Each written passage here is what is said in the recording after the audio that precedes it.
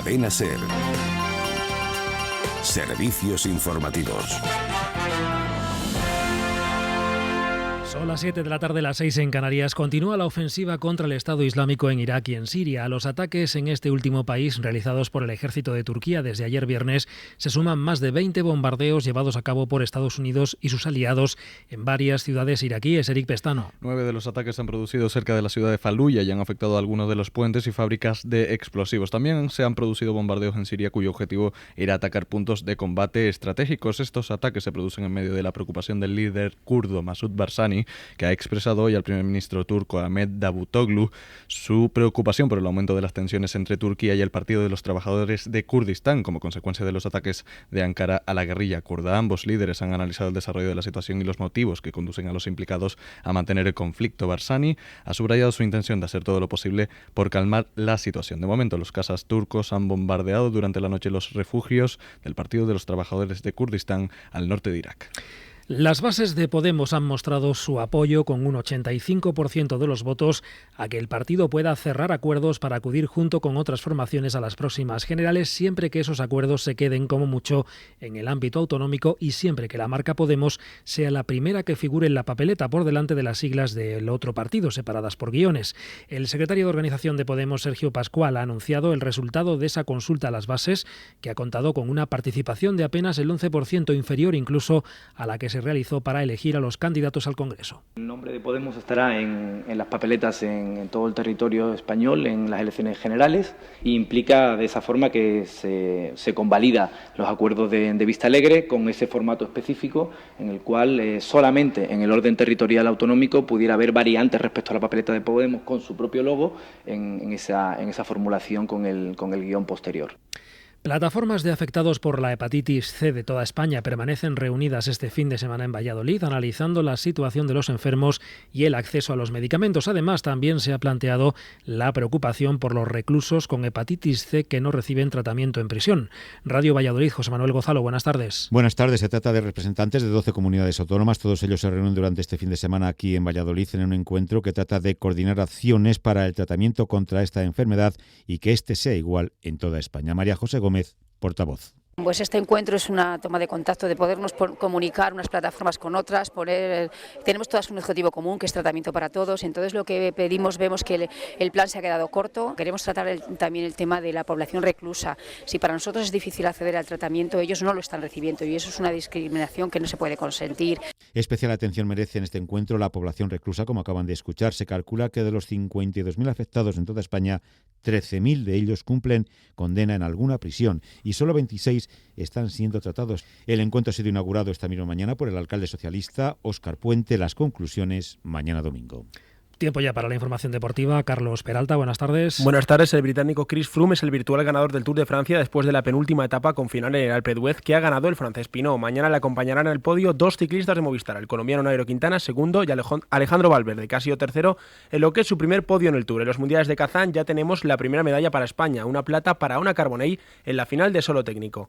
En Fórmula 1, novena pole para Lewis Hamilton, Carlos Sainz saldrá duodécimo, Alonso 15º y Roberto Meri 19º. Escuchamos a un Fernando Alonso decepcionado con su posición. Sí, yo creo que en torno al 12, el 13 creo que sería posible, porque la vuelta de la Q1 fue bastante mala y aún así estábamos creo el 14, por tanto ese par de posiciones yo creo que eran posibles. Aquí en Hungría, como en los circuitos urbanos, la carrera casi que acaba el sábado porque es muy difícil adelantar, por tanto pues bueno, salir el 16 por la parte sucia se nos juntan todos los problemas. En fútbol tenemos 12 amistosos con equipos españoles. El Barcelona juega a las 10 horas española contra el Manchester United, el Valencia juega media hora contra el PSV y acaba de arrancar el Numancia Atlético en Soria. Pues es todo de momento. Pueden seguir informados en nuestra página web en cadenaser.com. Nosotros volvemos con más noticias a las 8 de la tarde, 7 en Canarias. Cadena SER. Servicios informativos.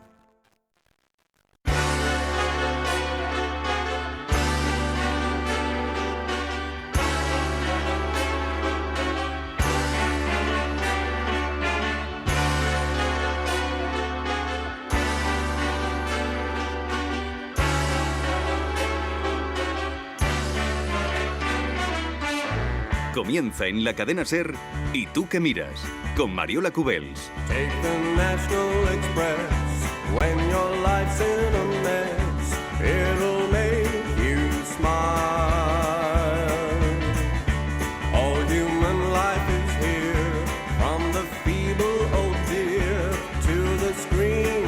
Hola, muy buenas tardes, bienvenidos a Y tú que miras, ya saben, ese programa que les habla de la tele y les desvela todas las trampas. Una de las cosas que nos propusimos cuando empezamos este programa era invitar a personajes que nada tuvieran que ver con la tele, o que tuvieran poco que ver, que no fueran personajes mediáticos de estos de al uso, y que nos gustaran, claro, que fueran sólidos, interesantes, que fueran dignos de ser escuchados. Y la verdad es que hoy tenemos un ejemplo paradigmático de todo eso. Buenas tardes. Gracias, Mariola, es un honor.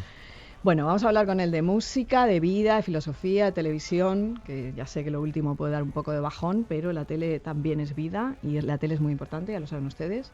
Y como yo creo que todo el mundo tiene una mirada sobre la televisión, seguro que Santiago la tiene, y unos referentes, buenos o malos, que seguro que Santiago también los tiene, vamos a charlar. Empezamos con nuestra frase siempre de cabecera, que hoy es una de Vázquez Montalbán, que dijo: los dioses se han marchado, nos queda la televisión.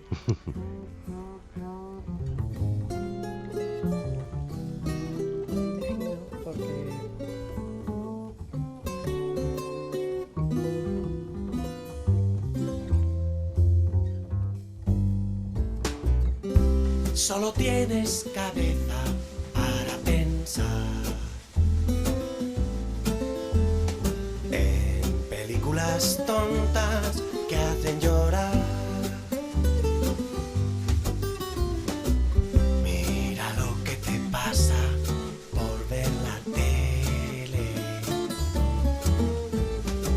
Siempre el mismo reparto de los papeles.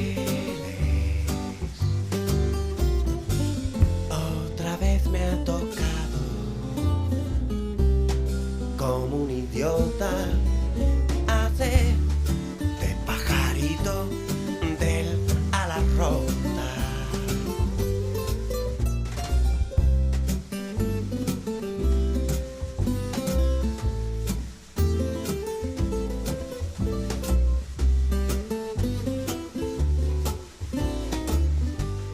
Bueno, no sé si esta canción de La Rota es, no sé en qué grado está en tus favoritas, Santiago Auserón. Es uno de los temas de los que me siento orgulloso. Sí, ¿no? Sí, sin duda. Yo reconozco que a mí, claro, como analista televisiva, pues esa frase letal de mira lo que te pasa por ver la tele me impactó, y entonces por eso, la verdad es que por eso la he elegido. Señor Auserón, ¿usted ve la tele o no? Sí, claro que sí. No, bueno, de una manera un poco... no muy obligada, ¿verdad? Pero lo cierto es que sí considero el ritmo es diario, es decir, es verdad que lo hago coincidir con los momentos de comer o de cenar, y es verdad que cuanto más urgente se hace la información, más hago coincidir las horas de comer o de cenar con los informativos, ¿no? Pero entonces ves informativos, ¿no? Sí, y luego, pues dependiendo del día, utilizo el aparato, sea para apuntarme algo a los programas sobre cine español o para buscar, sí, me gusta ver el cine español y me gusta ver también otro cine, es decir, básicamente informativos y cine, y claro, algún documental llamativo o instructivo, ¿no? Vale, porque hay una cosa, la música y la televisión, digamos que no se llevan especialmente bien. Ya están divorciadas. Es un hecho sociológico a considerar. Pero seguro que tú tienes una explicación. Lo pregunto siempre a toda la gente que se dedica a la música y que vive con angustia no verse reflejado en la televisión. Cuando decía que no eras un personaje mediático al uso, un personaje muy conocido, muy reputado, pero que no tiene una presencia televisiva. No, a estas alturas puedo ser sincero en este tema. Es decir, durante una época, en la época Radio Futura, es decir, el agobio por parte de las compañías de discos y los acuerdos comerciales implicaban que había que tener presencia televisiva. ¿Sí? Bueno, es decir, era una necesidad. No era una obligación, pero se daba por... En fin, había que...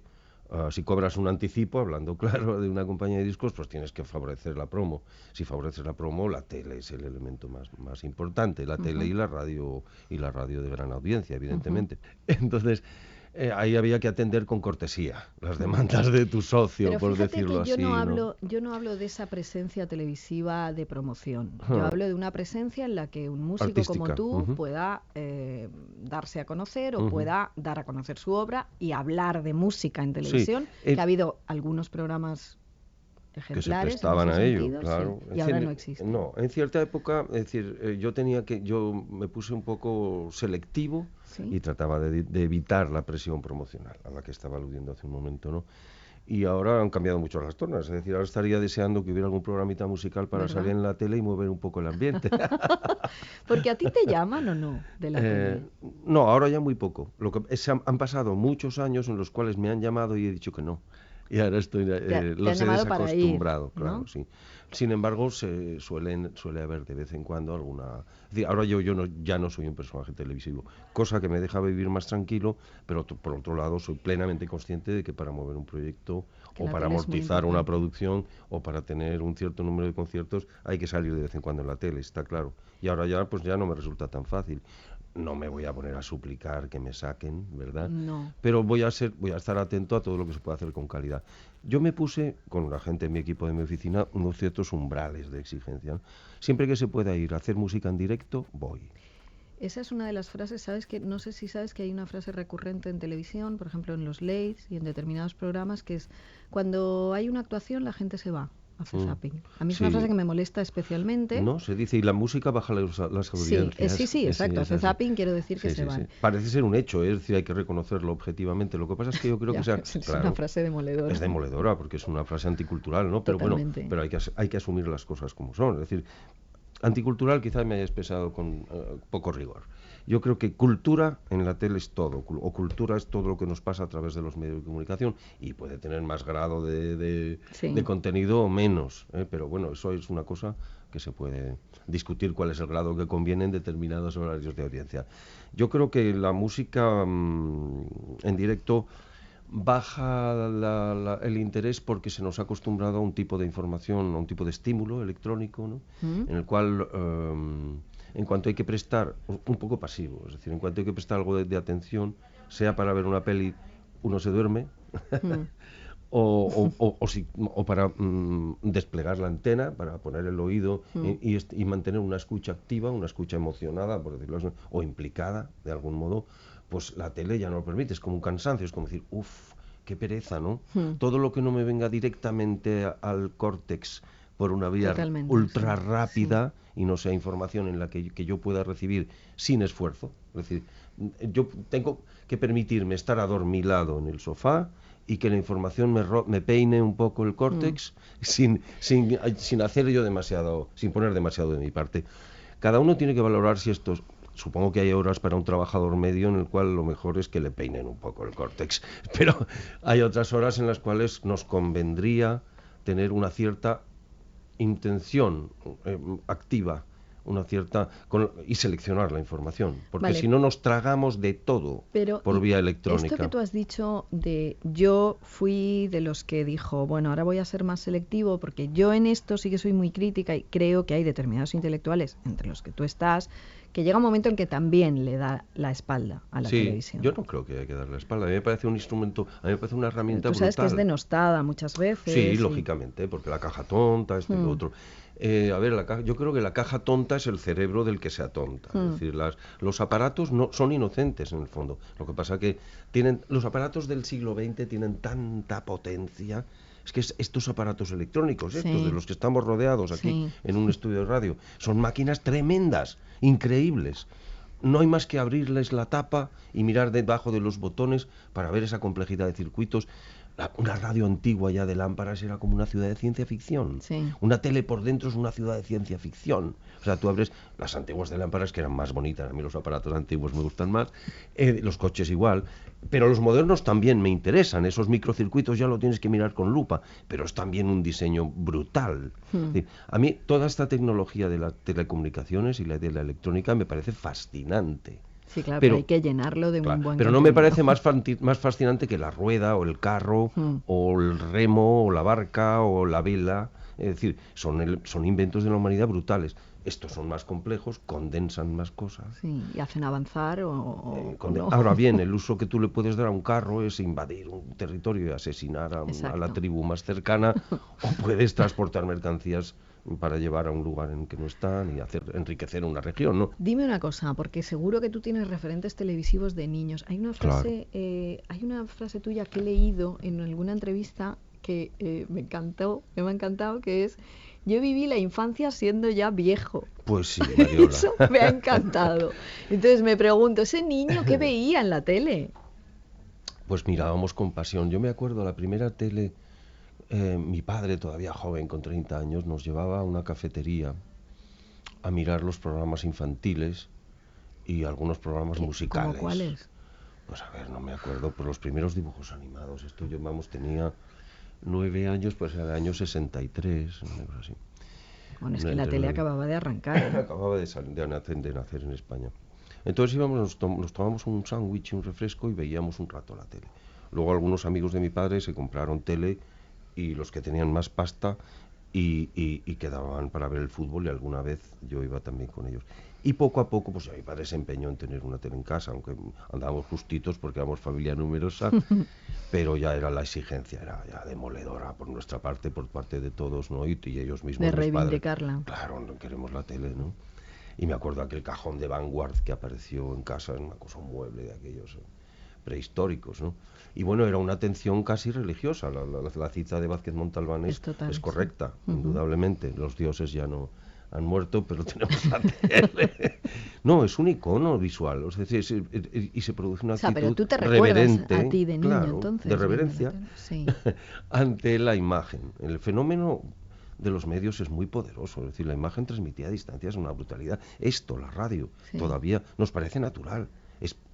Es increíble que a través del aire, a través de las ondas electromagnéticas porten lo que tú y yo estamos diciendo, lo que estamos pensando. Lo que estamos pensando, sí. Es decir, y que le llegue a la gente, y esto parece tan normal. No lo es una barbaridad. He de decirte, esto es una anécdota personal, que yo descubrí a Santiago Serón en la televisión. Además yo era así como un poco, era una pava, entonces de pronto era un mundo distinto, porque era una música distinta, era un tipo distinto a lo que yo estaba acostumbrada, y yo por eso siempre digo que la tele influye, a veces influye para bien, ¿no? O sea, tus apariciones televisivas te acercaron a gente a la que, bueno, en circunstancias normales nunca hubieras podido. Cierto, y en algunas de ellas han sido muy favorables, y todavía se nota un efecto benéfico.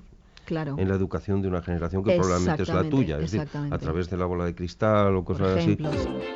Para Dios, y me importa un patio que tiene esta bola que a todo el mundo le mola. Una excelente producción de televisión española, de la televisión pública, pues lo que es un programa que ha educado bien, aunque parecían los contenidos arriesgados y provocadores. Es el mejor programa de televisión infantil que se ha hecho en la historia, y vamos a escuchar y ha habido ese buenos, momento tuyo, buenos infantiles. Que ahora hablaremos de ese momento tuyo. ¿Qué cruz ha vuelto a dar a luz? ¿Y yo qué voy a hacer con este nuevo ser? Inventa sus canciones, ¿qué voy a hacer con él?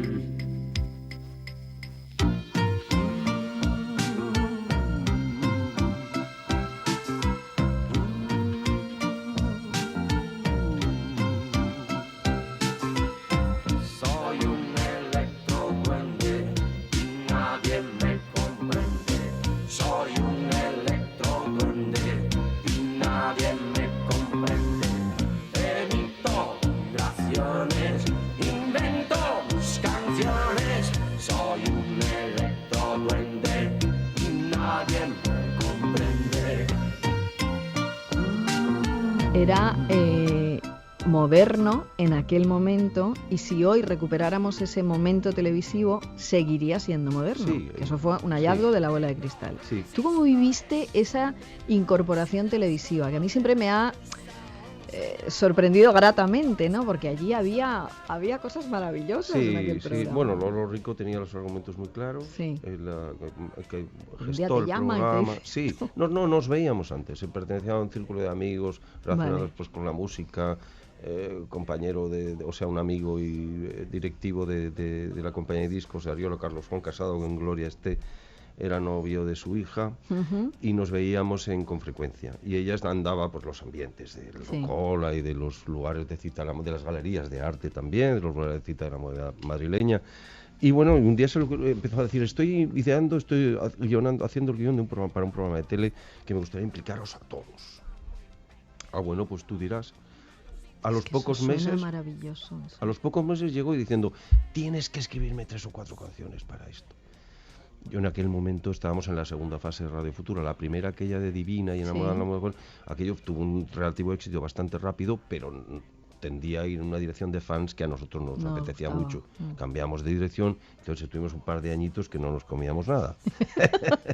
Y la compañía de discos no nos dejaba entrar, ponían unos perros policía ahí en la puerta que cuando íbamos nosotros con las pintas que llevábamos, sacaban enseguida a los perros para que nos asustasen un poco. ¿Pero lo de los perros es una metáfora? No, es verdad. Eran perros de verdad. Decidieron que nuestra presencia era no grata, una vez que nos quitamos del ambiente de fans. No, y luego fue Carlos Juan Casado el que una vez desde dentro de la compañía consiguió recrear un ambiente en el cual pudiéramos plantearnos terminar aquel contrato con dignidad, volver a grabar, etcétera. En aquel ambiente de vuelta a la actualidad, pues todavía andábamos pillando todo lo que nos ofrecían. Llamaba al Almodóvar para hacer un papel secundario en una peli, yo lo agarraba por 75 billetes, o Lolo me ofrecía, oye, te voy a pagar pues 100 talegos por cada tema, no sé qué y tal. Y entonces yo me metía como loco en un estudio y en 2 días tenía una canción. Hola, hola, ¿qué tal? En la bola de cristal. Y estas canciones estaban hechas así. Yo que siempre he sido un compositor. Ya, pero por ejemplo, eso siempre me lo he preguntado. ¿Tú tenías claro que era un público infantil? Sí. Y pese a eso, escribes El Electroduende. Sí, lo que pasa es como para niños listos. Bueno, es que me han contado que tú de niño eras muy listo. Bueno, no creas. Yo creo que... A ver, ¿cómo es la cosa? Yo creo que todos en ese momento nos sentíamos niños. Es decir, ese momento del despertar, de la transición era como la sociedad española estaba como en germen. Todo estaba en el aire. Entonces yo creo que hablar de una manera sincera de las cosas que a ti te atraen y te interesan en un lenguaje neto, por decir así, claro, era compatible con la idea de una infancia expectante de cara al porvenir, ¿no? Entonces yo creo que nos sentíamos todos un poco niños en aquel momento, ¿no? Y se podía hablar con los críos de una manera muy natural. Sí, probablemente más que ahora. Bueno, ahora saben mucho. Son peligrosos. Sí, pero...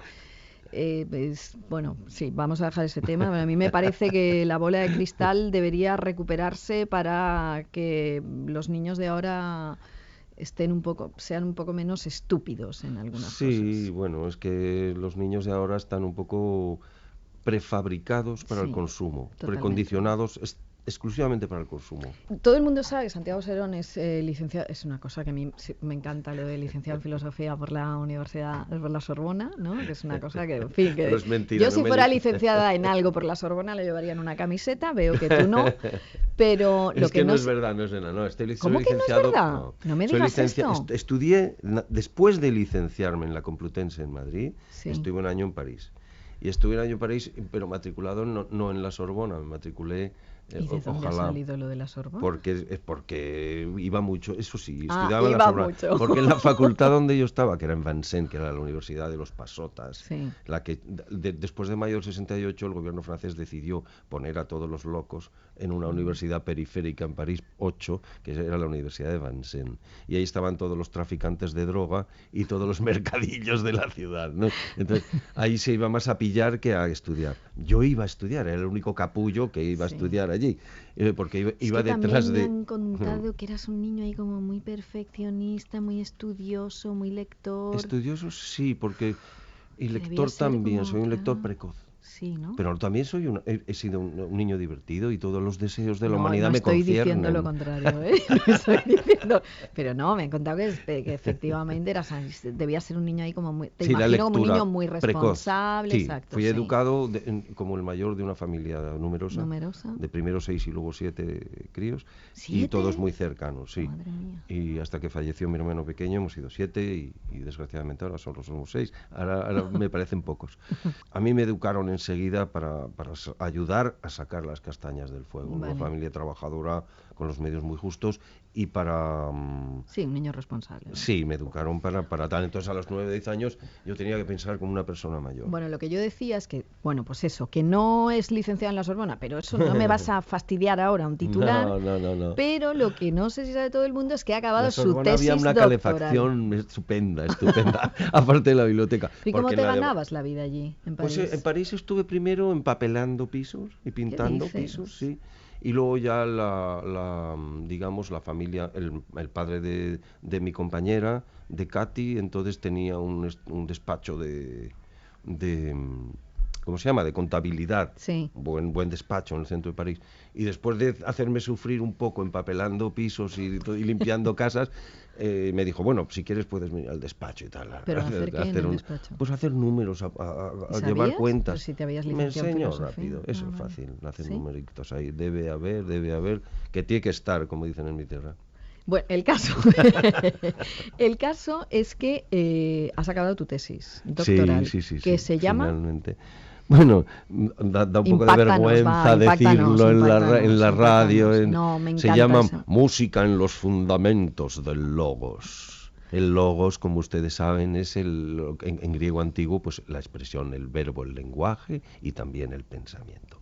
Pues eso, en los fundamentos del pensamiento, en los orígenes de Occidente, en Grecia antigua, el papel de la música era muy importante, más de lo que nos han contado.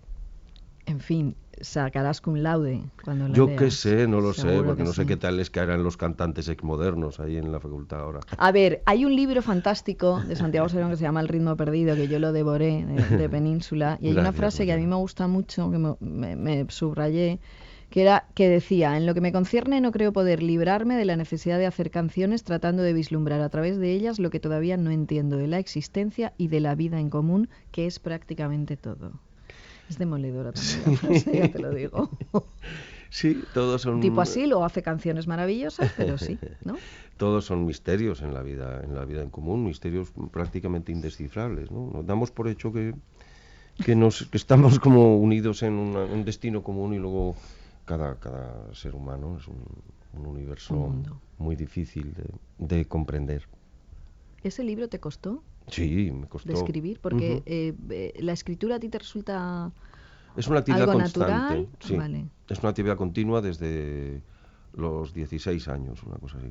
Pero claro, lo que escribiera entonces no podría ser contemplado con ánimo de hacerse público. Y bueno, poco a poco me he ido concentrando en lo que creo que soy capaz de sostener dentro del oficio de la escritura, que son dos cosas, básicamente. Es la escritura de canciones, el verso, pero orientado al cante, y la reflexión.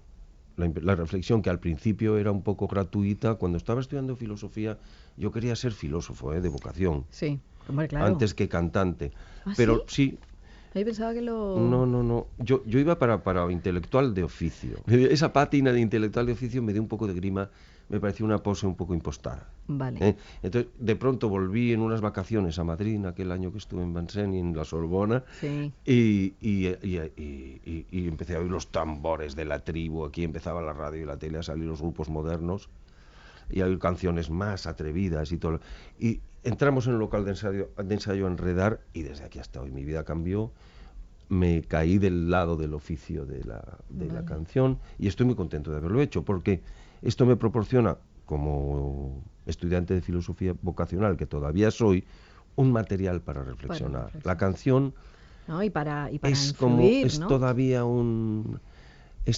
el soporte, es decir, es esencialmente social y humano. En la canción está la letra y música, son los dos aspectos culturales del sonido, el verbal y el no verbal, y entre los dos se construye el pensamiento. La canción es una condensación pequeña de pensamiento y es una herramienta para pensar. Por ejemplo, me han contado una cosa muy linda de ti, y es que con la paga que te daban comprabas cuadernos y lápices cuando eras pequeño, y que luego los partías por la mitad y los utilizabas para enseñar a leer a los gitanos del pueblo. ¿Quién te ha dado esa información? Y que a cambio te enseñaban a tocar la guitarra. No te voy a decir quién me ha dado esa información. Y querían Quiero enseñarme saber a bailar. si es verdad o no. Sí, es verdad. En un pueblo de Huelva, en viví en 2 pueblos del Andévalo, la región del Andévalo, en Huelva, en un lugar maravilloso, el Far West auténtico. Y en uno de ellos, en Puebla de Guzmán, conocí a una familia gitana que tenía muchos chiquillos y eran muy divertidos. Y como nosotros nos juntábamos a tocar la guitarra en la calle, sí, y por las noches comprábamos en secreto una botellita de aguardiente que se fabrica en aquella tierra. Pero entonces ya no eras un niño, quiero decir. 16, 17, un niño precoz en algunos aspectos. Entonces, y nos íbamos al monte con las guitarras. Y los gitanillos, los chiquillos, a veces de varias edades, eran como una pequeña tribu hormigueante por ahí, nos seguían a veces y al final acababan con nosotros en la fiesta.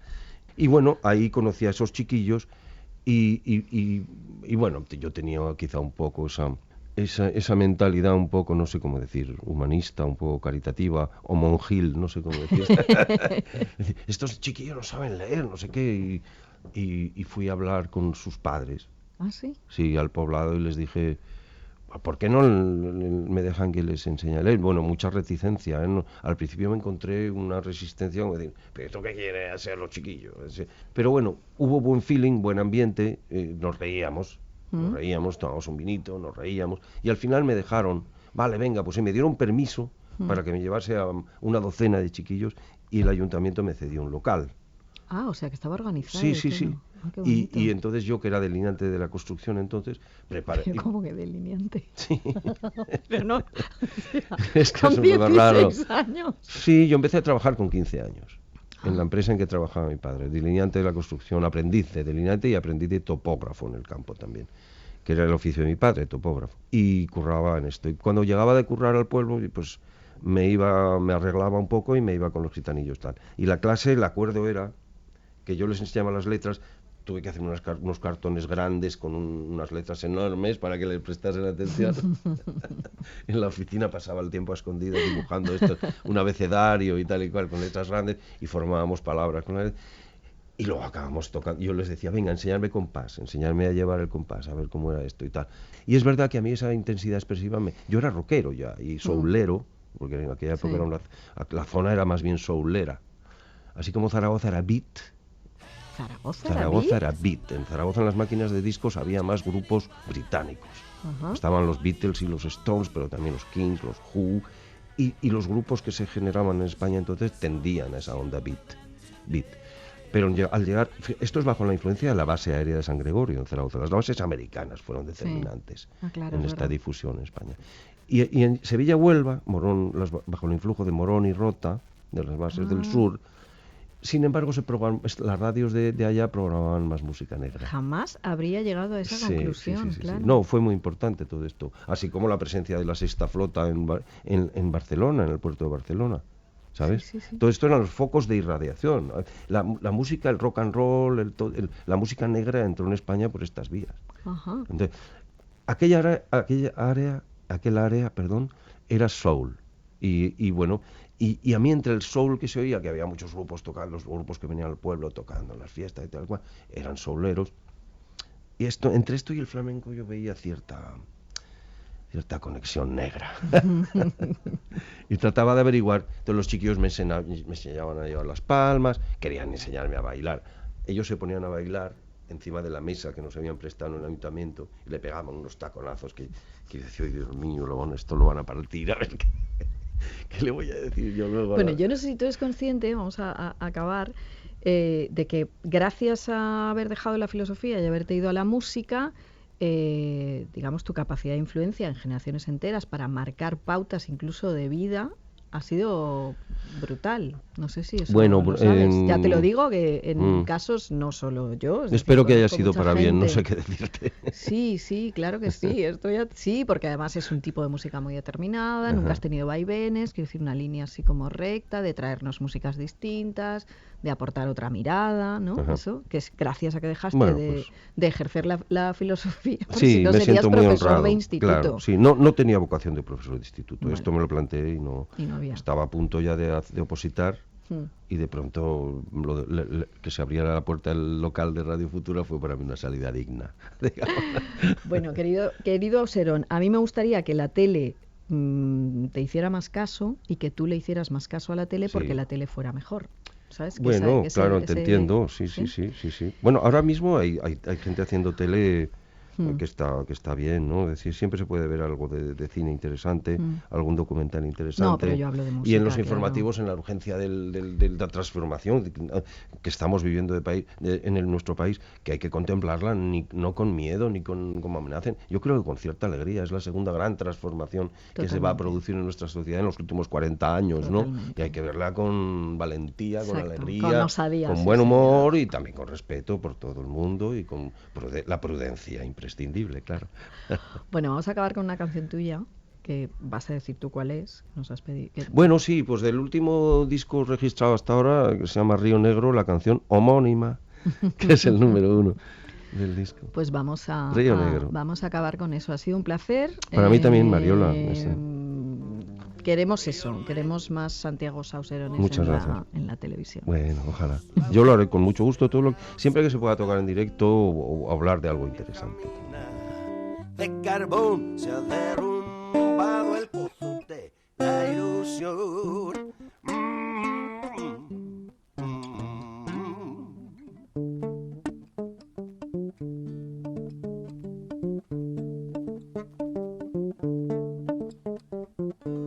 Cuántas noches de placer fui la sombra del amanecer. Me buscaron, me escondí, no queda tierra firme ya para mí.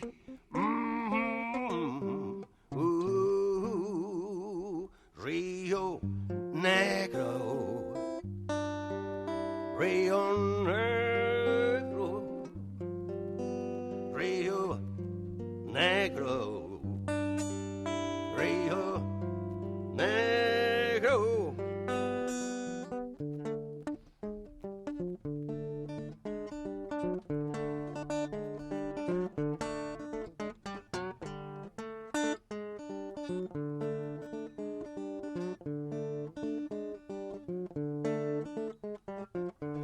En mi barca sin temor solo tengo una dirección, río abajo, soledad con la corriente, vengo a dar al mar.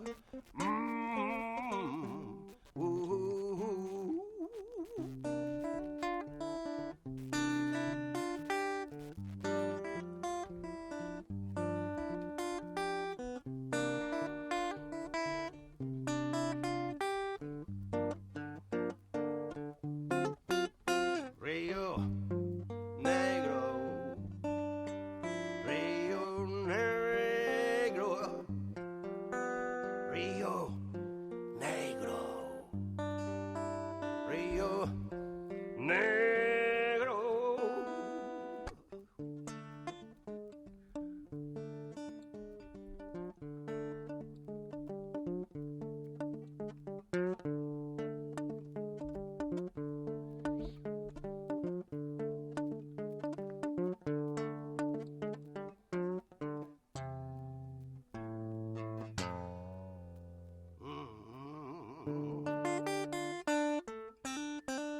Río Negro, de Auserón. Aquí seguimos y voy a presentar a los nuevos invitados, que si hemos tenido a un grande, ahora tenemos a grandes.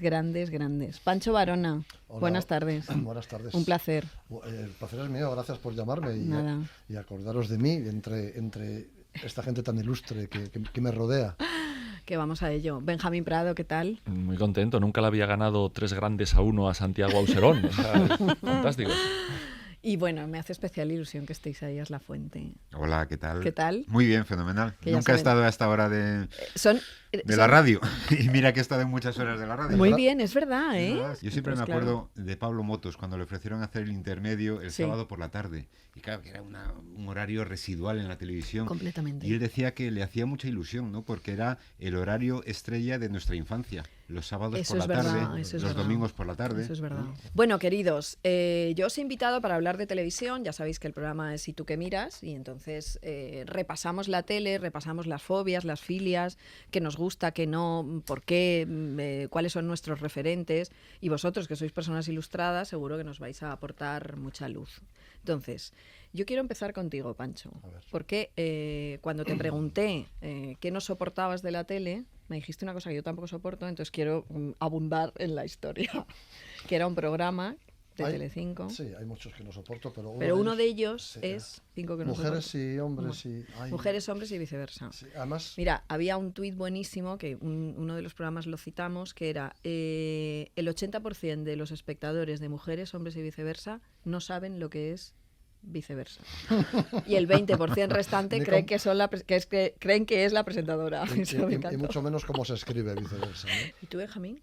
¿Lo has visto alguna vez? ¿O los intelectuales como tú no Yo ven ese tipo con de todos tele? los programas que yo no he visto se puede llenar el Santiago Bernabéu, porque la verdad es que suelo ver la tele a la carta, pero a mi carta. Es decir, Vale. no, aunque no te lo creas, hay muchos de esos programas de los que más habla la gente, que más polémica crean o de los que salen más cosas, que no los he visto nunca, pero ni un solo segundo. De manera que yo en la televisión tengo muy claro lo que veo. Veo informativos compulsivamente, puedo verme todos los que quepan en el horario de un día normal, variando además normalmente de cadenas para ver un poco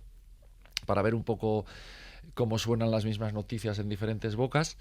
Veo algún partido de fútbol cuando sale y veo lo que más me gusta a mí, por hablar de la parte buena, porque parece que en la televisión siempre tiende uno a hablar de lo malo, ¿no? La parte buena, que yo creo que se están haciendo series muy buenas, muy dignas, sí. Se traen series muy buenas de fuera y se hacen series en España con una gran dignidad en algunos casos, entonces me las veo.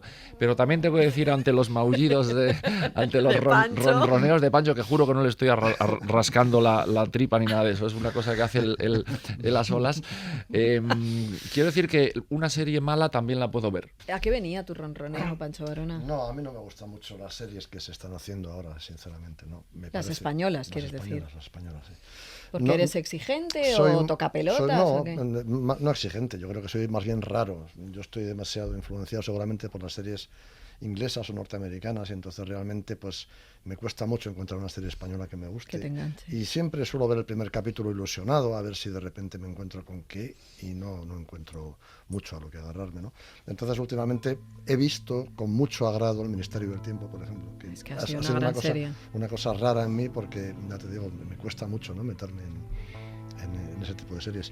Y me río mucho con La que se avecina. Isaías, ¿y tu mirada como espectador cuál es? Porque mira que hemos hablado de cosas y nunca hemos hablado de esto. Yo miro de todo. Me encanta ver los informativos, también incluso de Telemadrid, para saber lo que no es un informativo.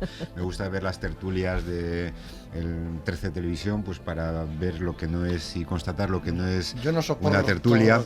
No, yo no lo soporto mucho, pero creo que hay que verlo. Además, creo que hay que verlo para después no hablar ni juzgar de oídas, ¿no? Yo cuando se oye hablar mucho de un determinado programa, me lanzo a verlo para confirmar si efectivamente lo que se está diciendo es así o no, o a lo mejor es así y no al mismo tiempo, ¿no? Porque sí, claro, a mí eso es una al final los programas están y después está la mirada de cada espectador. Fíjate que eso es una cosa que yo, que me dedico al análisis televisivo, a mí también me molesta mucho que la gente hable por hablar, ¿no? Sí. Porque claro, como yo hago el ejercicio de verlo y luego analizarlo y contarlo, cuando oyes tonterías dices, no, pero ¿tú lo has visto alguna vez? ¿Sabes a mí lo que me pasa? Cuando un actor se pone muy de moda, o una actriz que está en todas las series. Entonces es muy difícil cambiar el chip, ¿no?, para creerte a ese mismo actor o actriz en todos los papeles. Por eso me encanta, por ejemplo, Vis a Vis, que tiene un casting lleno de mujeres y de algún hombre desconocido, pero sin embargo que precisamente por ser desconocidos le aportan mucha credibilidad al personaje. Vis a Vis, ¿no? Es una serie que está muy bien. El Príncipe es una serie que está muy bien, y además, en fin, pues toca temas que están en los periódicos también, ¿no? Es que los 5 minutos que me he puesto a ver El Príncipe pasaban unas cosas que igual es que eres demasiado exigente. No, ya te digo, soy raro más que exigente. Yo quiero saber si vosotros tenéis, en vuestro caso, en Pancho y Benjamín, que sois dos personas que se dedican a la música y a la literatura. Y que nacimos el mismo día, el 13 de julio. Sí, señor. ¿Ah, sí? Pero no del mismo año. No, yo soy mayor. Quiero saber, vosotros que os dedicáis a estas parcelas que son tan poco televisivas, además que están poco cuidadas en la tele, ¿cómo vivís eso, ¿no? Porque hemos hablado mucho también nosotros en La Ventana de por qué no hay más música en directo en la televisión. televisión, por qué no se dedica más cuidado ni contar ya la historia de los libros. Y quiero saber si eso lo echáis de menos, si os gustaría sentaros frente a la pantalla y ver algo así. Totalmente, a mí me encantaría que hubiera programas de música de cualquier tipo de música, y haciendo incluso playback si no hay más remedio. Pero que haya música en televisión, por favor, es que no hay nada, es que el vacío es total, ¿no? Entonces, sí, pero fíjate que eso en audiencia se dice mucho, que en cuanto en algún programa se pasa la música en directo, más allá de los super singles de Qué tiempo tan feliz, la gente hace zapping. Sí, esto lo decía, se hablaba en el programa de Buenafuente, pobre, que él siempre apostaba por tener música en directo. De hecho, se intentó hacer un programa aquí en España, el Saturday Night Live, se hizo en la versión española, con un arranque interesantísimo, con gente potentísima de la primera línea de la música española, y cuando llegaba la música la gente cambiaba de canal. Falta de educación, no, falta de afición a la música, a lo mejor, ¿no? Falta de afición a la música. Ya, pero luego la gente consume música en otros soportes. No tanto, no se como consume que tanta la gente música. lee también, no sé. Bueno, la música la gente no la consume, la roba. Que no es lo mismo, ¿no? Claro, es que bueno, que pero entramos aquí en un tema estamos espinoso. hablando también de música gratis en la televisión, quiero decir. Pero en la televisión no hay nada gratis porque cada segundo vale su peso en oro, ¿no? Y además en las televisiones, a diferencia de en las radios, tienen, como sabes, una manera real de medir cuántos espectadores están en cada momento viendo un canal. También habría que pensar ¿para qué sirve la televisión? O sea, la televisión tiene que estar entregada meramente al ser, a la cuota de pantalla. Hay que tener paciencia con un programa para que cuaje y los telespectadores se aficionen a ello. Nos entregamos a lo más barato, a lo que va a causar un impacto inmediato, muchas veces por su pura estupidez, para que se diga que ha subido no sé cuántos puntos, o hacemos una televisión de calidad, una televisión que se pueda ver, y una televisión, yo creo que además vivimos en un país que hay suficientes canales de televisión en estos momentos como para que hubiera espacio para todas las cosas. Ya no es como cuando había 2 canales y entonces, pues bueno, pues es que luego está no había sitio. Ahora hay muchos sitios, ¿no? Que podría haber sido. Y es cierto que en eso además también somos poco europeos, porque es muy difícil pensar una televisión francesa pública, por ejemplo, sin un buen programa de libros. Es inimaginable, o una BBC o demás, ¿no? Entonces por ahí también tendríamos que no estar siempre pensando en la cuota de pantalla, sino en el grado de interés, incluso de necesidad. A mí me parece rarísimo, esto casi se lo pregunto a la especialista, que triunfen formatos en donde canta la copia y que sin embargo no puedan triunfar formatos donde canten los originales. Claro. Esto significa que o no se intenta o no se ha hecho cuando se ha hecho lo suficientemente bien, pero yo estoy convencido que un buen formato musical en cualquier rincón de la televisión, como tú dices, ya no te digo nada en las televisiones públicas, que no sé qué otras narices tienen que hacer que precisamente intentar sacar a la luz pues lo que hay de cultura en este país, que hay mucho y muy bueno. Yo no entiendo por qué no triunfan. Desde luego yo creo que no se ha hecho. Hombre, de hecho sí se ha hecho, porque ha habido muchos programas musicales que han tenido mucho éxito. Lo que pasa es que no se hace, no se quiere seguir haciendo. Claro. Y en aquel momento no hay una apuesta, no hay una apuesta. Ahora el único el formato que funciona es el del concurso, ¿no? Tipo La Voz, en el que va más allá de la música. Sufren 9 y solamente gana uno, y ese que gana, pues yo qué sé, tiene una carrera seguramente bastante cortita, ¿no? Oye, ¿tú crees que la gente lo ve más por ver al que gana o por ver perder a otros? Por ver perder a otros. Es una pregunta interesante, sin duda. Por ver perder a otros, seguro. El deporte nacional es hacer leña del árbol caído. El morbo. Hubo un buen intento por parte de Televisión Española. Hubo un buen intento este año pasado, creo, con un concurso en el que se premiaba no a una voz, sino a una canción bien hecha, ¿no? Pero lo que salía era tan desastroso, bajo mi punto de vista, que fue un fracaso el concurso, ¿no? Bueno, dejadme que cambie de tema, porque tengo una sorpresa para Pancho. Es para todos, pero para Pancho especialmente. Porque tenemos a un invitado al otro lado del teléfono, al que a mí me hace especial ilusión saludar, y que se ha convertido en todo un referente televisivo. Buenas tardes, señor Jordi Évole. Buenas tardes, Mira quién está ahí. Pancho. Mira quién está ahí. ¿Qué tal? Hola, querido, buenas tardes, ¿cómo estás? Hola, guapo. Bueno, es que ahora se pone tímido, pero Jordi a mí me dijo, cuando yo le dije, bueno, ¿qué es lo que destacarías y tal? Él puso Jordi Évole con mayúsculas en el mail. Es que es muy destacable, Jordi. Es un exagerado.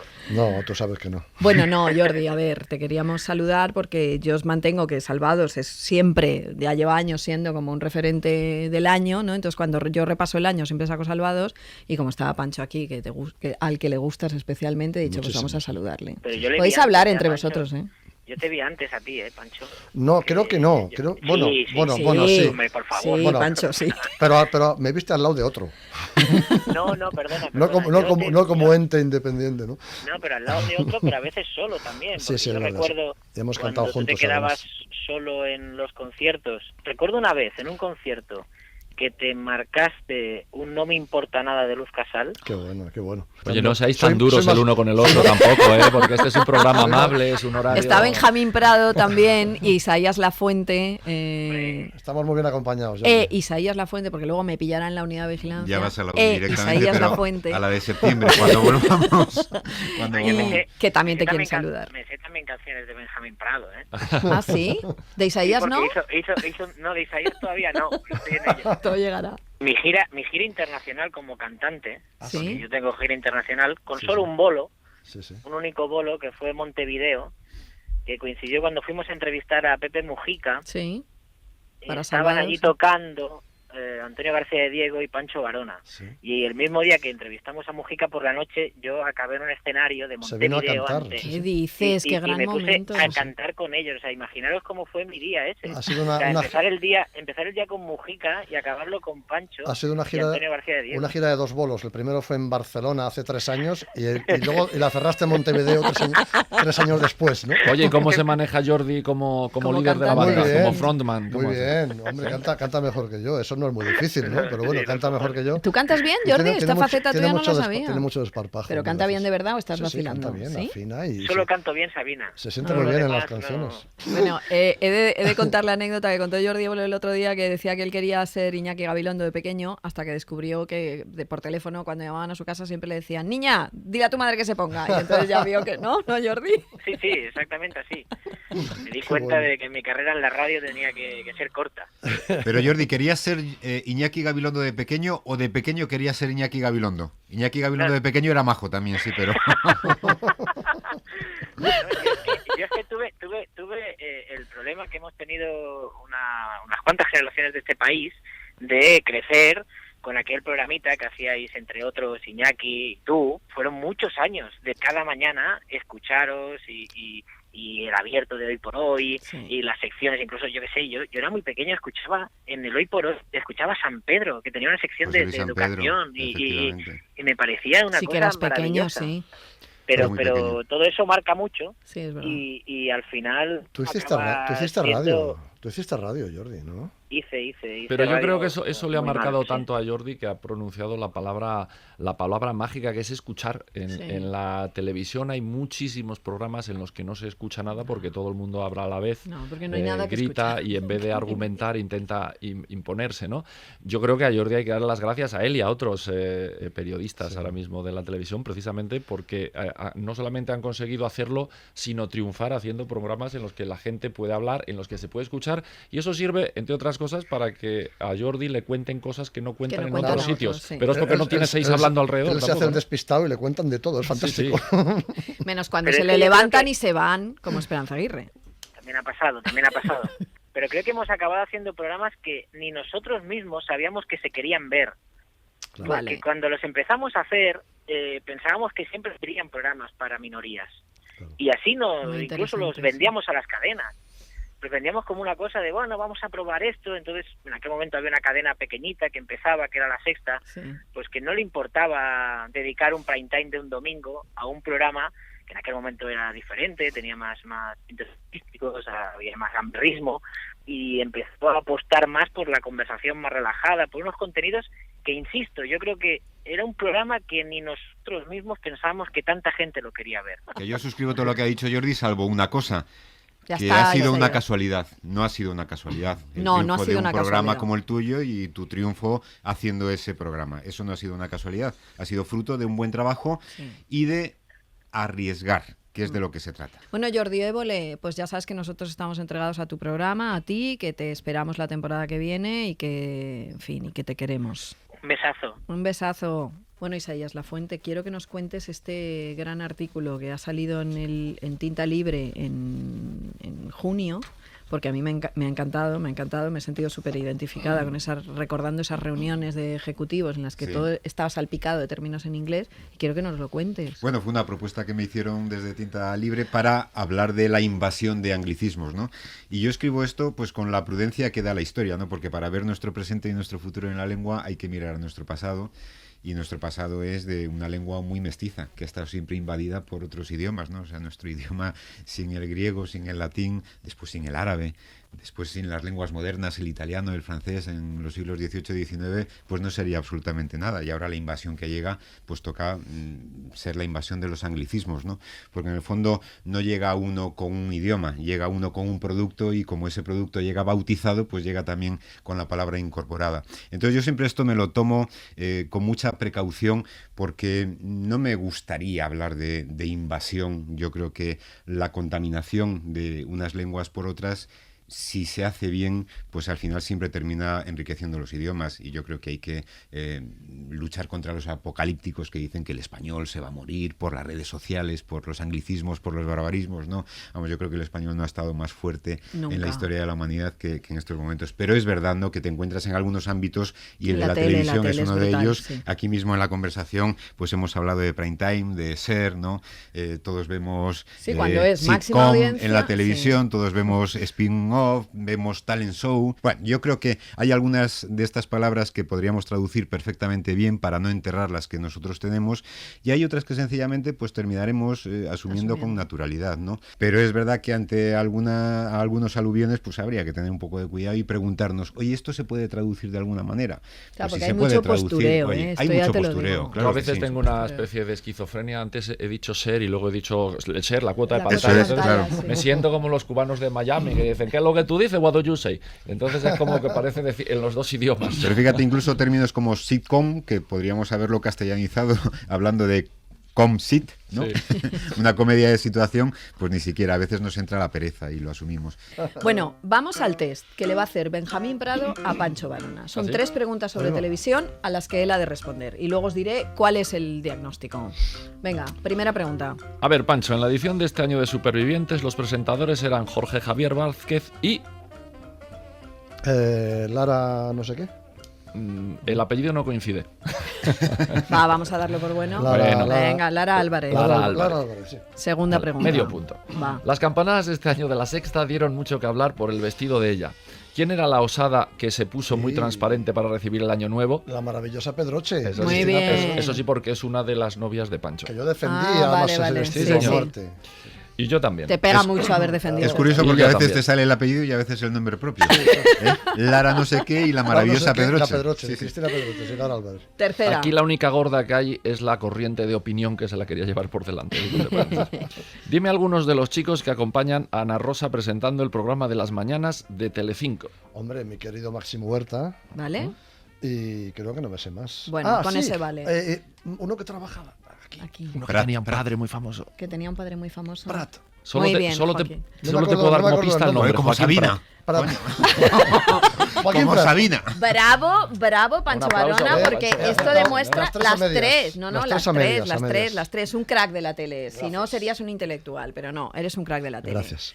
Queridos, vamos a acabar con una canción que es mi canción favorita, que coincide en una que me ha pedido Pancho, que es la que ha citado también Jordi Qué Évole. bien, qué bonito. Y no me importa ¿Cuántas nada. casualidades, ¿no? Muchísimas gracias a los 3 por estar, ha sido un placer. Y esta canción es como un broche que, vamos, no podía ser mejor. Y muchas gracias a ustedes por estar al otro lado. Nos seguimos oyendo. Un beso para todos. Tú juegas a quererme, yo juego a que te creas que te quiero. Buscando una coartada, me das una pasión que yo no espero. Nada. Tú juegas a engañarme, yo juego a que te creas que te creo. Escucho tus bobadas.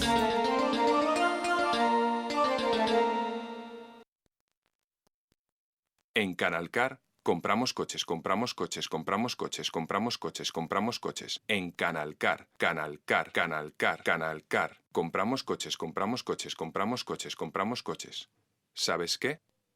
En Canalcar compramos coches. En Canalcar compramos coches. Y recibamos con un fuerte aplauso y con todos vosotros ya en el escenario. Quedaros bien con su nombre porque va a triunfar. Tu talento va a llenar nuestro escenario. Actúa 2015, la tercera edición de la fiesta de la música, la cultura y el ocio. Si tienes arte en cualquier disciplina, te buscamos a ti. Cantante, monologuista, mago, bailarín, pintora. Te esperamos los días 18 y 19 de septiembre en la Plaza de Oriente. Más información e inscripciones en cadenaser.com. Actúa 2015, tu talento está ahí, compártelo con nosotros. Con la colaboración de Centro Comercial Isla Azul, Universidad Nebrija y Renault Retail Group Madrid.